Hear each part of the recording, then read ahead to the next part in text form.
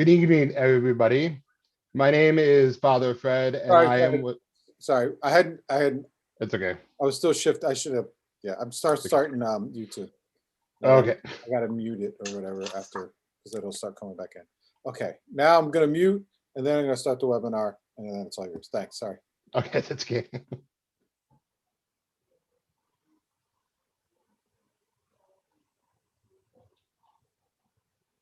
Good evening, everybody. My name is Father Fred. I am with the National Catholic Partnership on Disabilities and on the Council for Mental Illness, bringing you Dr. Timothy Sever, who is going to talk to us today specifically about physician-assisted suicide.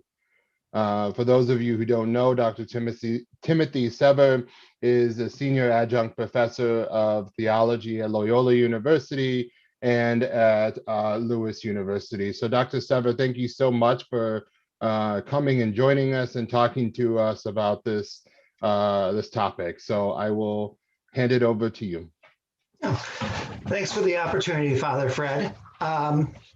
When it comes to reflecting on physician-assisted suicide, there is a wealth of information within the Roman Catholic tradition. And so today, my intent is to kind of help unearth the gems of the tradition and talking about physician-assisted suicide. Some of the work is linked to my dissertation from 2009, which was called Scripture and Bioethics of Moral Assessment of Physician-Assisted Suicide.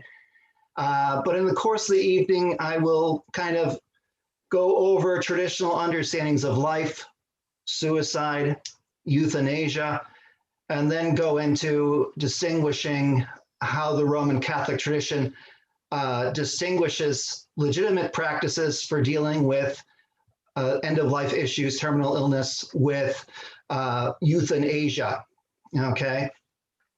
So let's think about traditional considerations about life.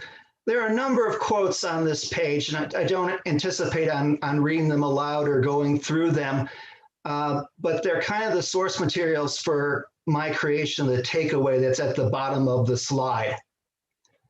So that in essence, when the tradition thinks about human life, it sees that there's a fundamental inclination of the person to preserve their life and to make it fruitful and productive, and that our lives, while we possess a conscience and we can be perceived as individuals, are bound into and connected to others in our community. And if we looked at documents from the Catechism of the Catholic Church alone or the Declaration on Euthanasia, we would come to realize that physician-assisted suicide is not accepted as a legitimate response to human suffering caused by a terminal illness. Okay, rather, as people in society, we should help other people to live as normal lives as possible, and in our interrelations, help people to find flourishing and success and happiness. Okay, another consideration could be that of suicide.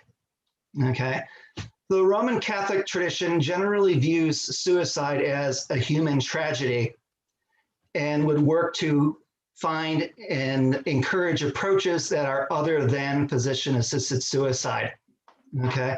Now, there are a couple of things that normally people identify as suicide that the tradition would frown upon that being called, okay? So imagine a soldier who's in a foxhole and a grenade is thrown into it, and the soldier decides to throw their body on the grenade to protect their fellow combatants, or a firefighter who decides to stay in a burning building to find people to rescue, but ultimately is overcome by the fire.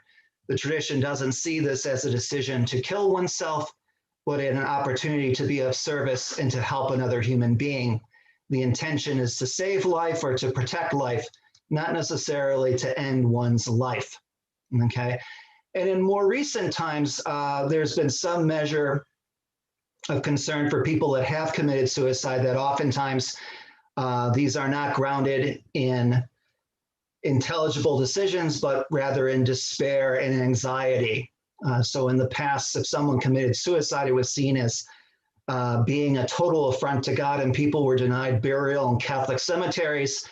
And in more recent times, we've come to realize that the people were not rational to start with, and that their lives were essentially put into the grace of God's hands. So the condemnation we normally would have given in the past has somewhat softened.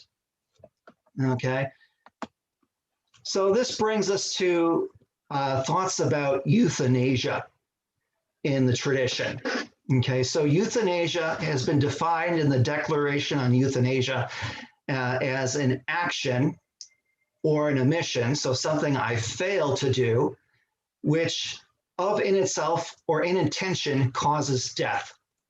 So in my decision to do something, provide a lethal prescription, pull a gun on someone, or failure to do something, watch a slip person fall and drown in a pool or something like that, I'm intending death. And that generally this issue of action on my part is to eliminate the suffering that the person is experiencing.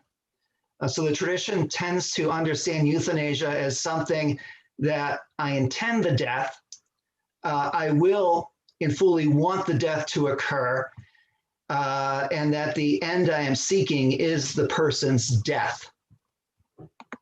Okay. Now, there are a variety of practices in the Roman Catholic tradition that should not be confused with euthanasia. And I'll be talking about these points shortly. So one involves technological assessment, the withholding and or withdrawing of medical treatment as a possibility of avoiding suffering in the midst of a terminal illness. And the other issue is the importance of palliative comfort care coupled with pain meds. Okay, so this is something else that the church sees as being legitimate, and which is something it distinguishes from euthanasia or physician-assisted suicide. So let's talk a little bit about withholding and withdrawing treatment. Okay, when the tradition talks about the person, the exercise of their conscience, and their decision to withhold or withdraw treatment, that generally this is thought of from a patient-centered standpoint. Okay, so it's a person thinking about their life, their goals, their dreams, their desires, their pursuits, and then thinking about whether or not medicine enables them to reconnect their life to their goals, or perhaps to enable them the possibility to reconnect to new opportunities in their life. Okay, so as such, sometimes we can identify the treatment as being ordinary or proportionate to the ends that the person is seeking in their life. So it's not something that causes a lot of suffering. It is efficacious. You're guaranteed that the treatment is going to provide the outcomes that you're seeking to find restoration and wholeness in your life. And it's not something that causes too much burden. Okay. So if we think that there is proportionality between the medical treatment and our own life, we are morally obligated to seek it. And again, this is patient-centered, not physician-centered. So it's not an issue that, and perhaps I'll say this more so with disproportionate or extraordinary treatments, but for the patient in the other category, something extraordinary or disproportionate is something that's seen as burdensome, dangerous, or disproportionate to the expected outcomes. So let's imagine we have someone that has stage 4 lung cancer, and the last treatment that they've had, which is customary treatment, did not work for them. And the doctor recommended experimental means, or the patient learned about experimental means and asked about a trial. Well, with a good conversation with your healthcare professional, you could discover that such treatments might increase the suffering you're experiencing and not contribute to an anticipated, remission of the cancer.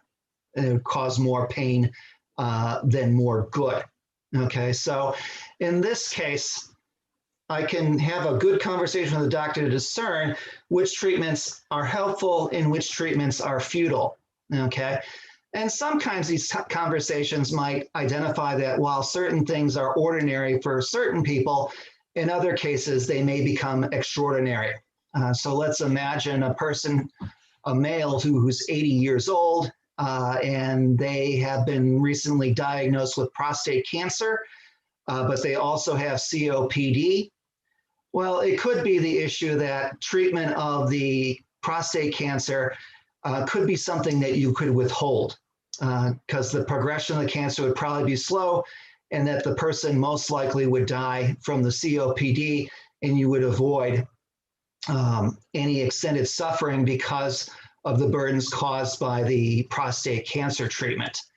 However, if you have someone in their mid to late 70s, early 80s, and they don't have a single thing wrong with them, and they're first diagnosed with prostate cancer, it could be something of choice. I know I'm 80, I don't know how much life I have, but I've never been presented with information otherwise to see that I have some form of diminishment or a terminal illness.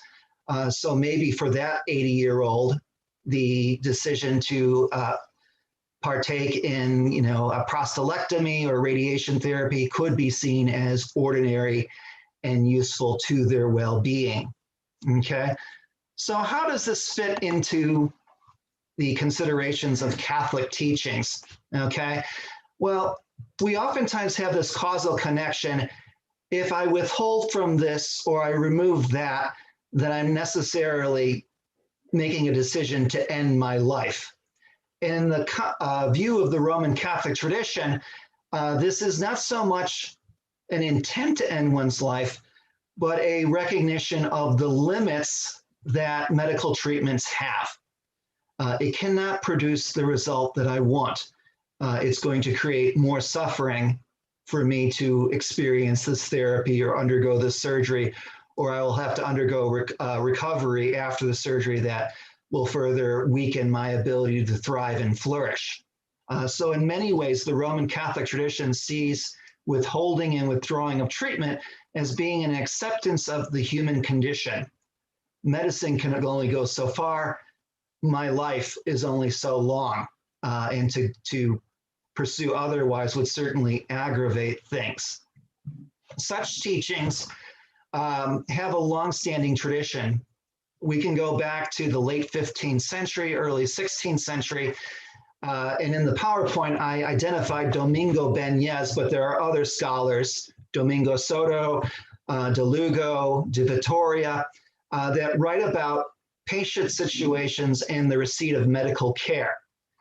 So, for example, Domingo Banez, a Dominican scholar, will talk about a farmer who has broken his leg on an accident on the farm, and that it's been temporarily set up in a splint. Should he be morally required to take a day's journey to go to the nearest physician to have the leg set properly? And in terms of Banez's analysis, he makes the case that such a thing would be extraordinary. It would cause great discomfort to the farmer. The farmer's leg could be set in a splint at home, and it might not heal properly, but it would heal and he would be less subject to pain and discomfort. Another example that Banez gives is, and we're assuming based on the translation from Spanish to English, that this person most likely had throat cancer.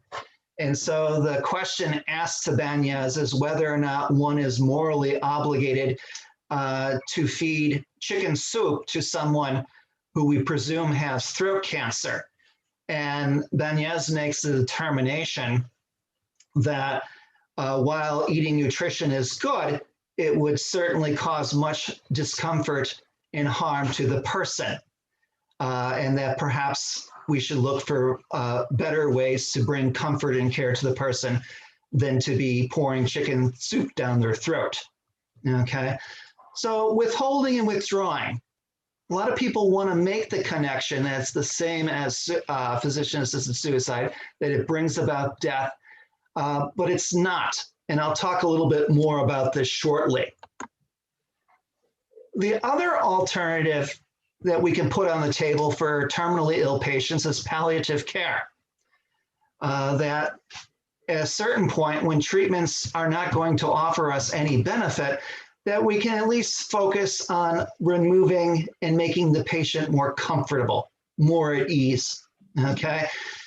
So oftentimes pain meds can be brought into the picture.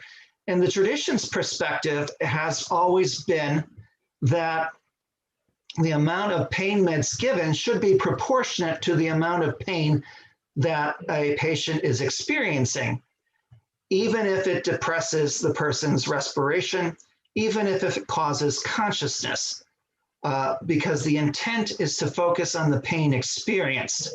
That's the end sought. The end sought is not to kill the patient, okay? Putting this into light of the Catholic teachings, this is expressed in the Declaration on Euthanasia, Section 3, and also in the Catechism of the Catholic Church, Section 2279. If we wanted to mine resources to kind of find older literature to talk to us about the use of palliative care and pain meds, we aren't necessarily able to go back to the late 15th, early 16th century because the development and discovery of anesthetics is something more recent. So mid-1860s.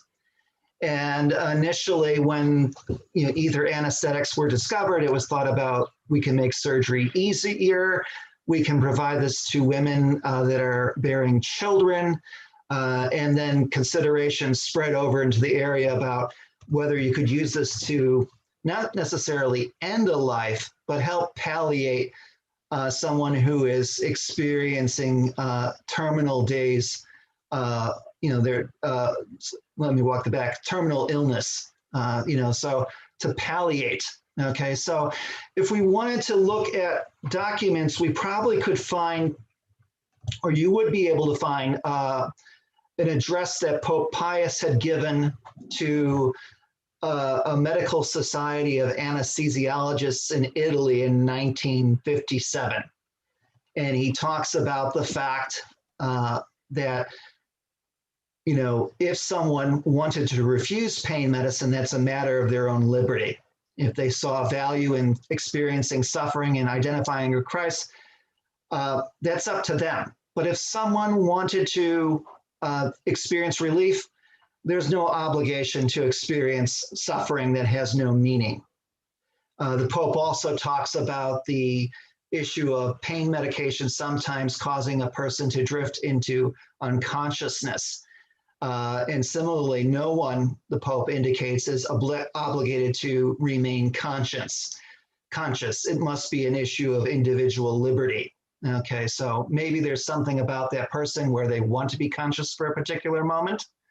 I know in my own family history, my great-great-grandmother wanted to be conscious for when my mother made her first Holy Communion. So she stopped the pain medicine, was able to be lucid, and then once that passed, resumed the pain treatment, okay? But it was a matter of personal decision, but no one is obligated to remain conscious if they do not wish to be conscious. And lastly, Pope Pius XII talks about the awareness that sometimes pain meds can have an effect on respiration. And he makes the case that the intent going in is to relieve suffering, not to hasten death. But sometimes that is a secondary effect. We are aware it could happen. We're not intending that to happen. But if our intent is solely to relieve suffering and not intend death, a patient has the right to request pain medicine that's proportionate to the pain that they're experiencing. Okay. But let's play the devil's advocate.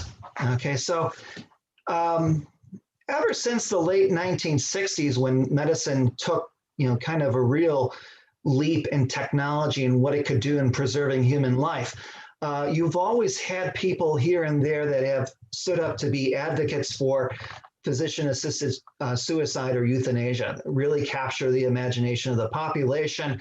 and bring people to the cause. So Derek Humphreys, Elizabeth Bouvier, Jack Kevorkian. Okay, and more recently, we have Brittany Maynard, who was 29 years old, lived in California, was diagnosed with a stage 4 glioblastoma multiforme, which is a terminal cancer. And she used social media to advocate her case of wanting to have physician-assisted suicide, and actually changed residencies in states so that she could become a resident in Oregon and have access to their death with dignity. So currently, California actually is a state where you can seek physician-assisted suicide, but that happened roughly a year, or at least a year after she had died, 2015. In an interview with People magazine, Brittany had expressed, for people to argue against this choice, physician-assisted death, for sick people seems really evil to me.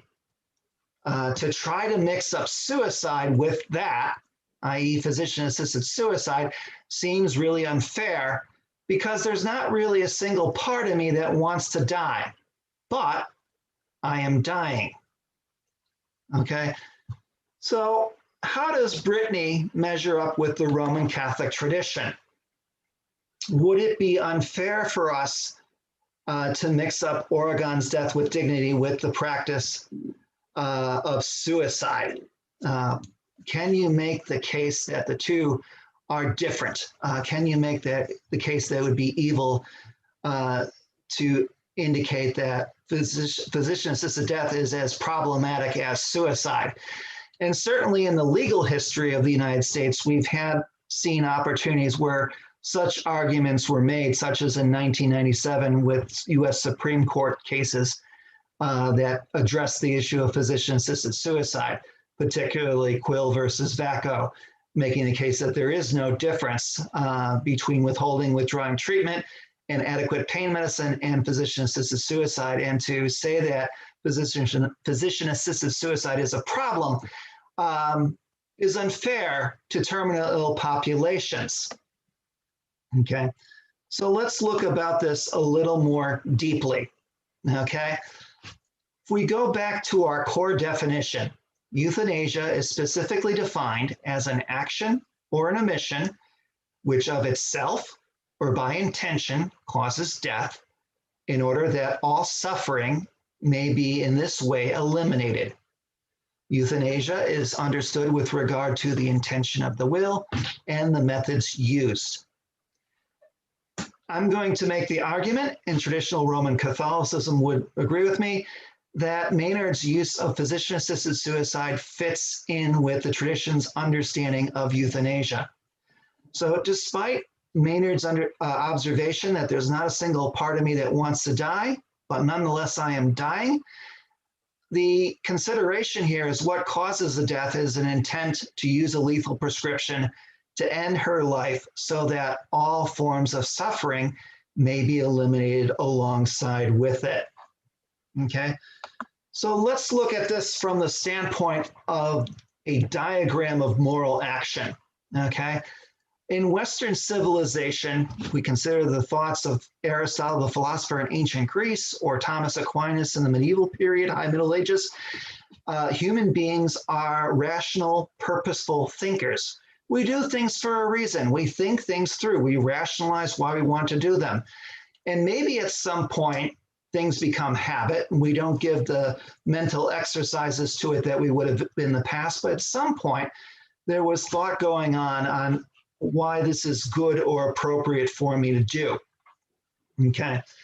And all elements of the definition of euthanasia are included in the blue diagram. Okay. And for the sake of levity, let's just imagine that we were post-COVID-19. We were in a time where we could travel without being concerned about contracting COVID-19. We could be on planes, we could socialize, we can eat. So let's imagine we have a family that wants to go on the vacation to relax. So intention. I need relaxation. I need quality time for family. That's what I want to achieve in a vacation. So the end, relax, quality family time with my family. None of this will matter if I don't exercise my will. Okay, so my intention needs to be followed through by a will. There's things I'm going to have to do. I'm going to have to book a flight. I'm going to have to book a hotel room. I'm going to have to book or reserve a car if I want to travel around in Florida. I have to make sure that my animals are cared for while I'm away. I have to let my boss know that I'm leaving work and to make sure that all responsibilities of mine are covered. Okay, so these are the means. These are things that make a vacation possible.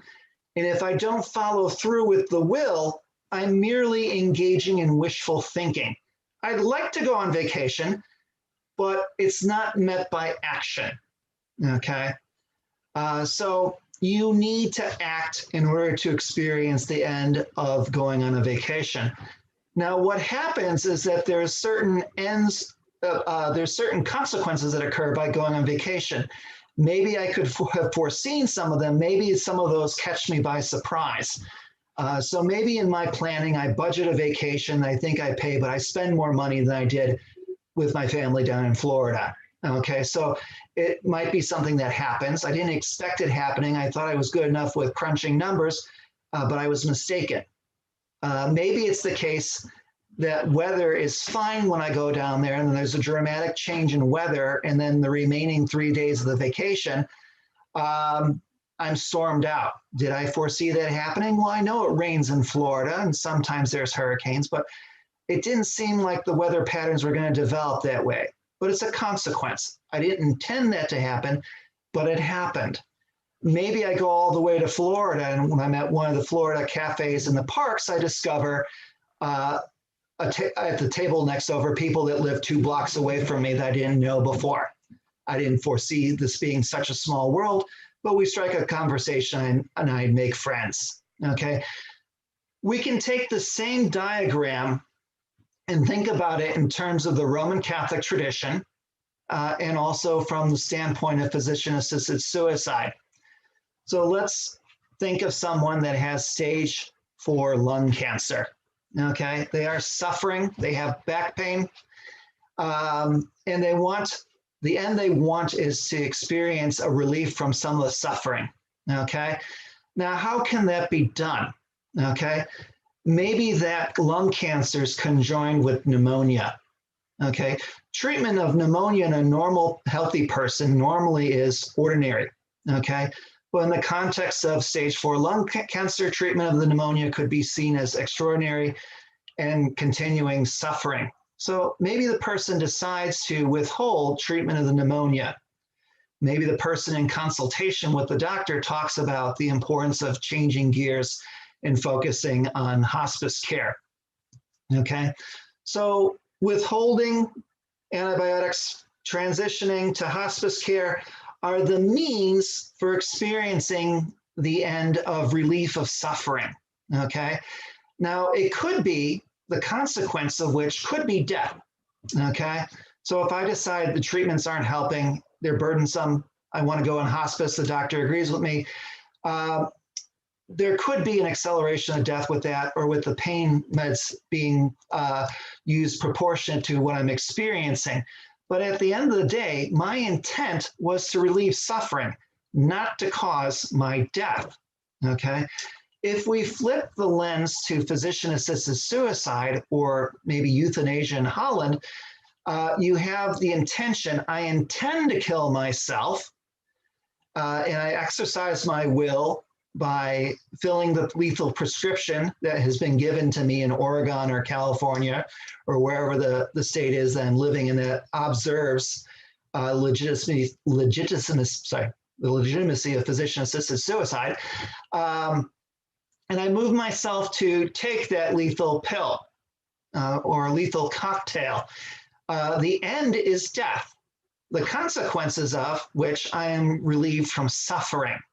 Okay, so the Roman Catholic tradition, the AMA, and other organizations concerned about physician-assisted suicide think that there is a real difference between what is advocated with withholding and withdrawing treatment and or palliative care, and what is being proposed for in states where physician-assisted suicide is legal. And the American legal tradition has oftentimes coincided with that as well. We have a legal right to withhold medical treatment or withdraw. We do not have a constitutional right for euthanasia or death, okay? So there tends to be good parallels between the Catholic tradition and at least the legal tradition, as far as I understand it, on the matter of appropriate ways of dealing with the problem of terminal disease without going to physician-assisted death, okay? Conclusions, okay? I've noted 5 of them, okay? So people are called to be responsible over their lives, and we are connected to a larger community of individuals, and that there should be some measure of forethought about our common life together in society. This is something that Pope John Paul II expresses in his document Evangelium Vitae on being a culture of life.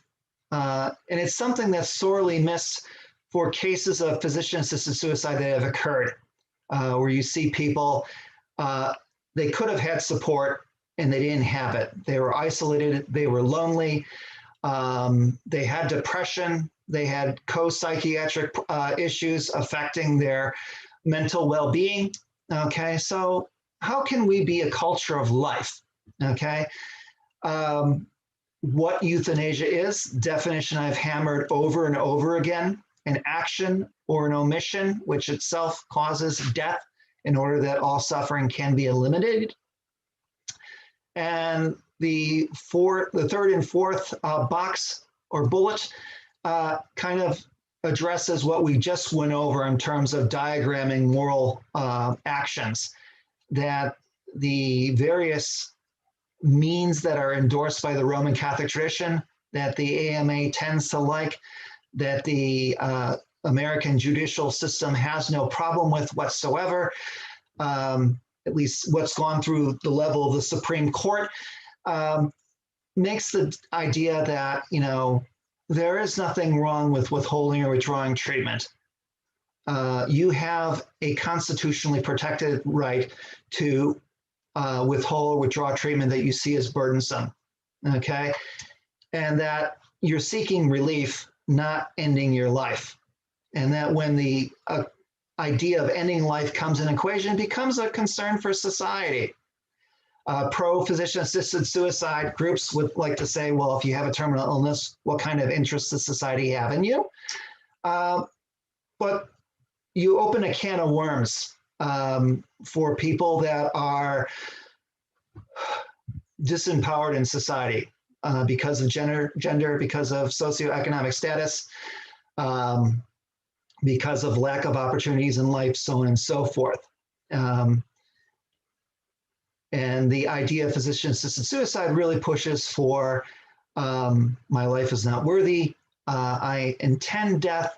The means are not simply to remove suffering, but to end life altogether, okay? So as a society, and it's not so much only a Roman Catholic issue, I think it's a broad issue that a number of religions can come together and talk about in traditions in society, that we need to recognize that we shouldn't make life such an idol that we do everything possible to sustain it, that vitalism is ugly, but also as ugly is something like physician-assisted suicide or euthanasia, where we say that some lives are not as worthy or valuable as other, and we give someone the right to seek that, but at the same time, maybe drawing down the standards of protecting other people's lives in society. Okay, so as far as I'm concerned, the Catholic tradition kind of gives us a middle ground approach. We value the person in conscience, but we also avoid the extremes of vitalism, life at all costs, and looking at life as being not useful or of relative value. Okay, Fred, is this PowerPoint being shared with the group? Because I have some appendices. Yes, it definitely can be. We can provide it for them. Okay, yeah, so I've probably exhausted my time. Okay. So there are appendices, and if they're shared, they kind of give us some good information about where legalization is currently occurring, the specifications for that, and then also some basic statistics. Like I said earlier, there's a wealth of information. And oftentimes it boils down to what to include and what not. But there's a lot of data out there that does cause concern that the right to death is really being communicated to people that a minority in society that has education, high socioeconomic status, never felt threatened in their life before, but terminal illness scares the heebie-jeebies out of them. But then also worrisome effects that people that do decide to seek physician-assisted suicide may not actually be in the same boat as those people that are fearful of losing control. And they have a host of concerns that are causing us worry. And I mean, and us, I'm talking about people concerned about common good of society, doctors, nurses, who oftentimes see physician-assisted suicide as being at odds with their call to medicine. Okay, so thank you, Fred, Father Fred. Thank you, Dr. Sever. We really appreciate you coming on, and wow, what a breadth of information for us. So if any of you, our guests, have any questions, feel free to throw them into the question and answer box.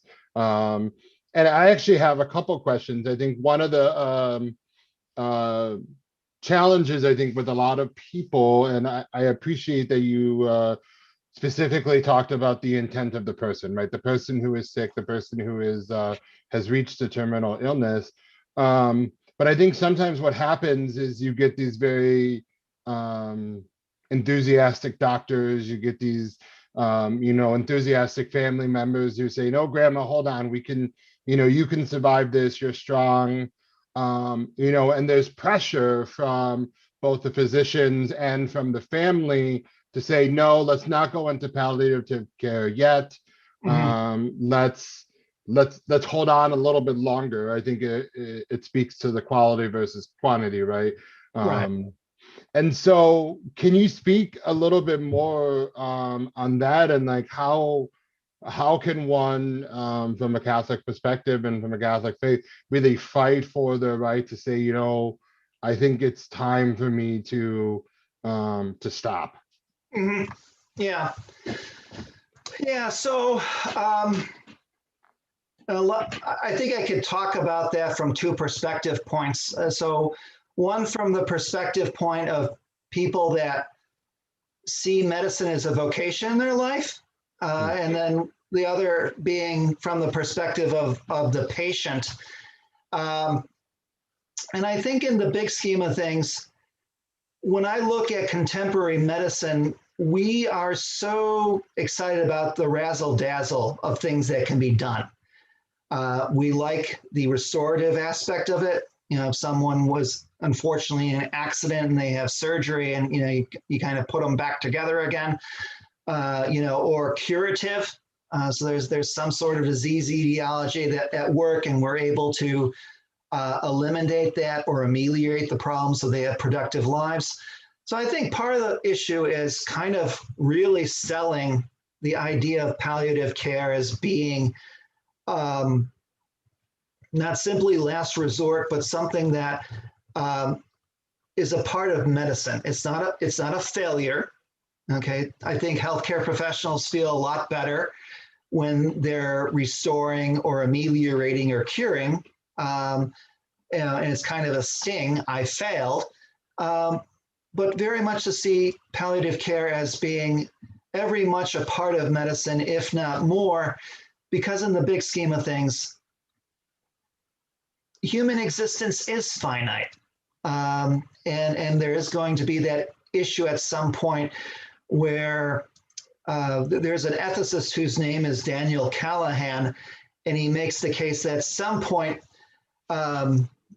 dealing with health issues is kind of like trying to tear a rag in half, and that the more you tear the rag and try to have a clean tear, the more the ragged edges become. So he makes the case that as a matter of physician duty, you kind of have to be a realist and make the awareness that at some point the edge is so ragged you cannot have a clean edge anymore. And maybe that's the opportunity to accept the limits of medicine and to push the idea of palliative care. So we're not abandoning you. We're not failing you. We're bringing into the picture medicine that can be of help to you with the limited life that you have, okay?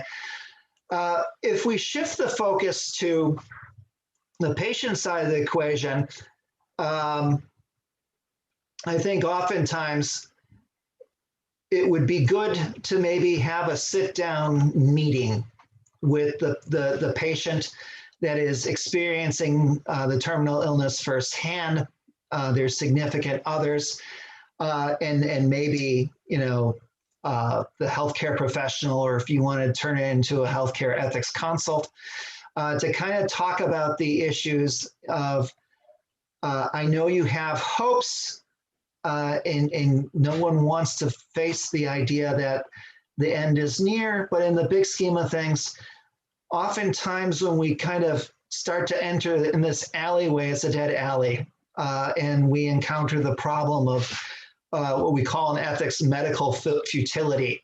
And there's two types. There's quantitative and qualitative futility. So qualitative is someone hears something about treatment and they think it fits the person that's sick, and they're a champion for it. But if you sit down with reasoned voices about it, they can tell you, you know, you have a good intention, but this is not going to work whatsoever for you, you know, and to kind of put on the table options that are better. The other type of futility is quantitative medical futility, which boils down to there might be some benefit, but in terms of the big picture, it's small potatoes. Okay, so well, yeah, there's benefit, but it's not going to have the benefit that you want it to have.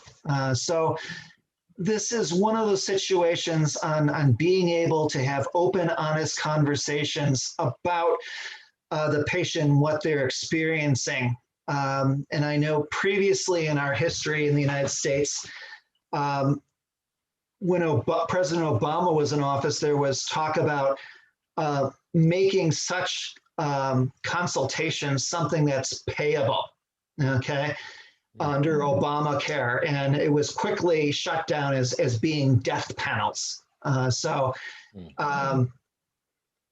In reality, I hate that label. I didn't see it as such, but it was something that kind of put the axe to having an open, honest conversation about what our options are and what we can be doing.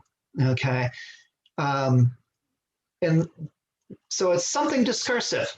So we know that the patient has responsibility over their life, but we also know that he or she or their loved ones cannot be, knowledgeable about the situation. So a lot of times they aren't professionals, they aren't nurses, they aren't doctors, but they hear about something, and the doctor can be, and the nurse oftentimes too, can be someone that helps clear up disinformation, be an advocate for the patient to help them make the decisions they need to make with the terminal illness that they have. Thank you. Yeah, and I think that's it also speaks to the importance that of living wills, of living declarations of healthcare, and clarifying to make sure that, you know, when you get ready for that time to meet our maker, you know, that you have things in place. You have people, powers of attorney, you know, advocates that can help you. And it's so important. And I think a lot of people are so afraid to do that. But I think it's so important when you especially get to that point, and you, I mean, even to do it as a young person, as friars, we're asked to do it every time we move to a different state, we basically fill out medical information and forms, just in case something happens. And I think it's a good way to kind of get your desires and your needs heard. We do have a question. The question that I usually get is, why is the church against individual freedom? If I have weighed all my options and have decided that pass is the proper course of action for me, and I have made the decisions as freely as possible, why is the church opposed? It seems as if the church wants me, it seems as if the church wants me to suffer. The value of human dignity in this case argues for physician-assisted suicide. Right. And I'd like to broaden it, because I don't think it's so much just the church or just the Christian tradition or just Catholicism.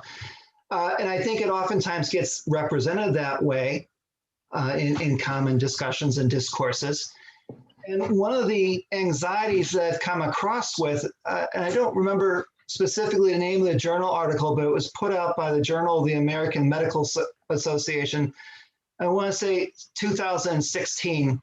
But the authors of the article were making the case that oftentimes when they try to put on the table options on how we can relieve suffering, treatments we can remove, treatments we can withhold, that more often than not, the patient or someone related to the patient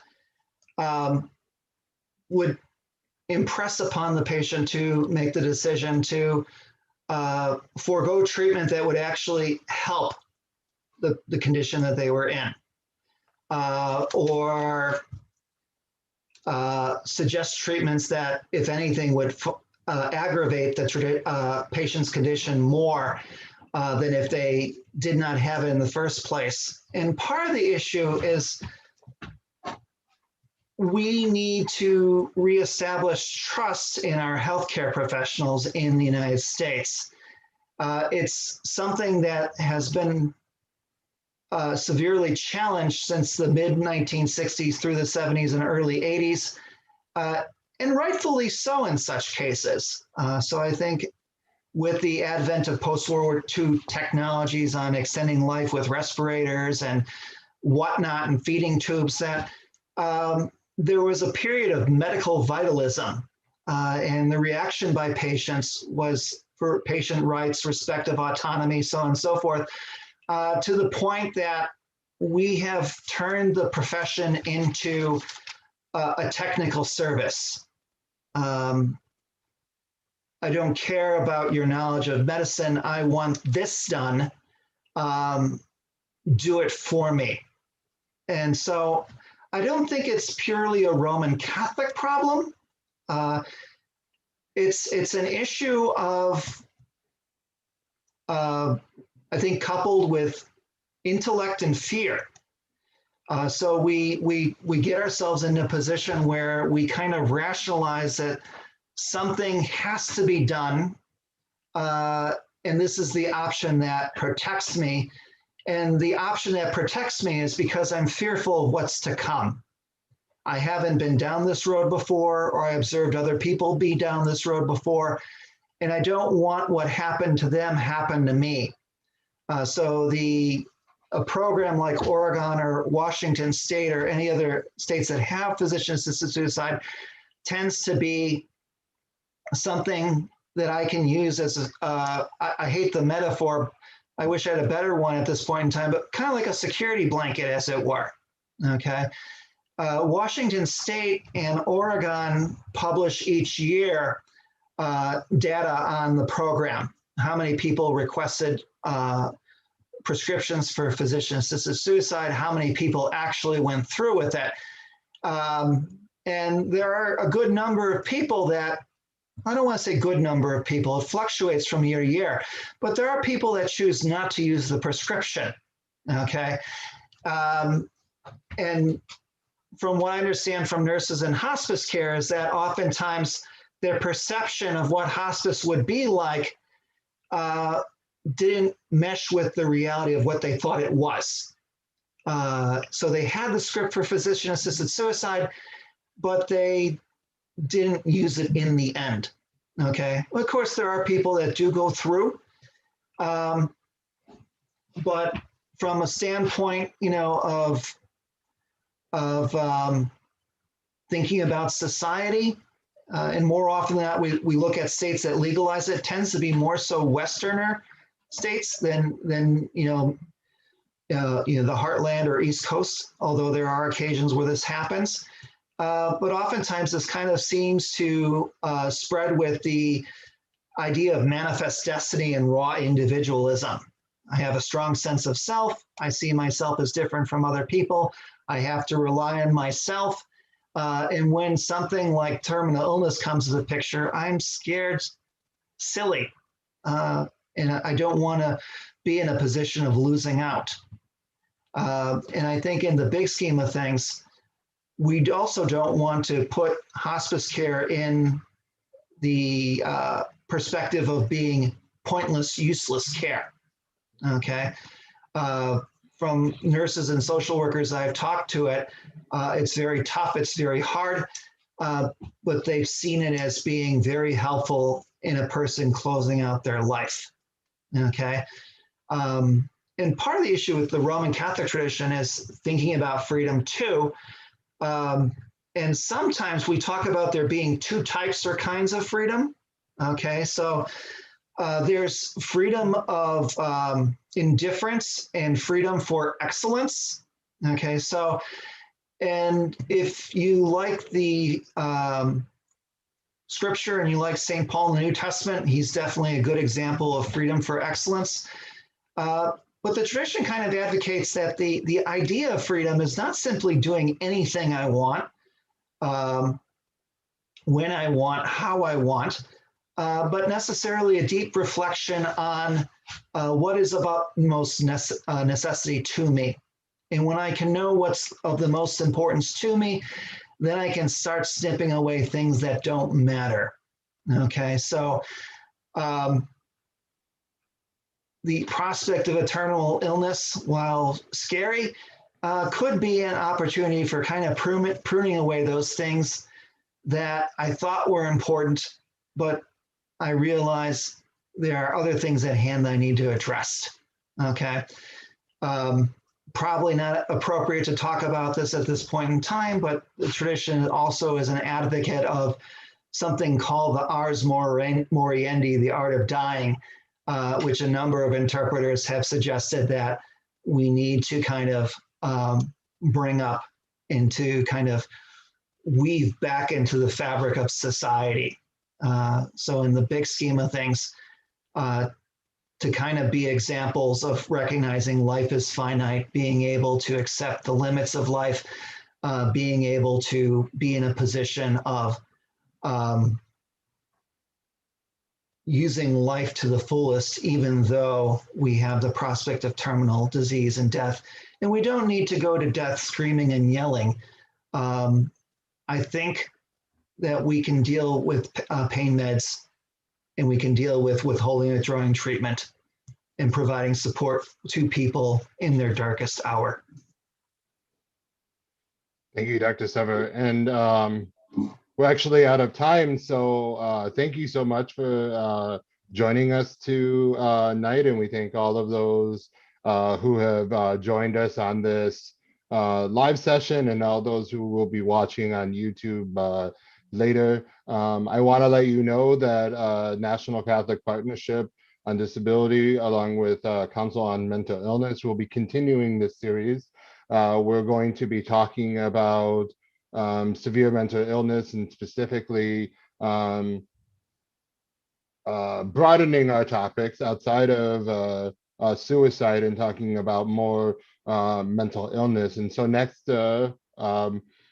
webinar is going to be Monday, April 2nd. And this webinar is actually going to be at 4 p.m. Eastern time. And it's going to be with Abbott James and Judy Barr, one of the Council on Mental Illness board members. We'll be talking about mental illness and faith. So I thank you so much for joining us tonight. And if you have any questions or concerns, feel free to reach out to the staff at ncpd.org. And we look forward to seeing you next time on this series. Thank you again, Dr. Sever, and God bless.